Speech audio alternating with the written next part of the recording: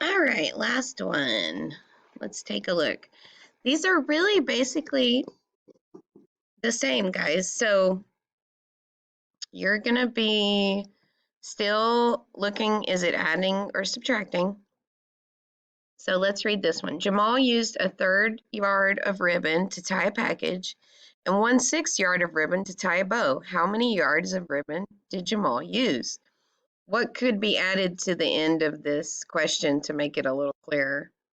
You could say, how many yards of ribbon did Jamal use in all, right? That's basically what they're asking. So what do we know? Well, we know we have 1/3 ribbon and we know we have 1/6 ribbon. And what do they want us to find out? They want us to find out how much that is altogether.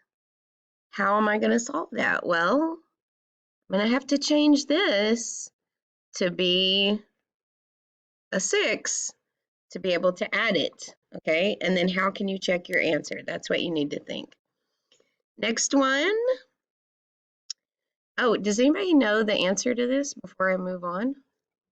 Do you?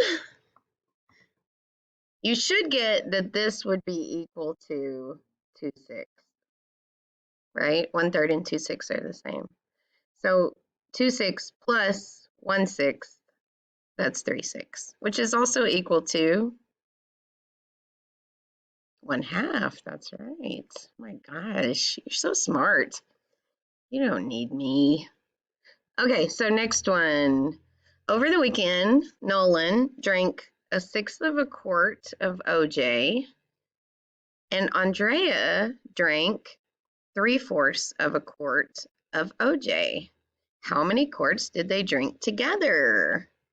What is our common denominator going to be for these two? I heard somebody say it. 12. So I'm going to have to change each of these to equal 12. So what would 1/6 be if I made it equal to 12? Well, I have to do 6 times 2 equals 12. That means I'd have to do times 2 up here. That would be 2/12.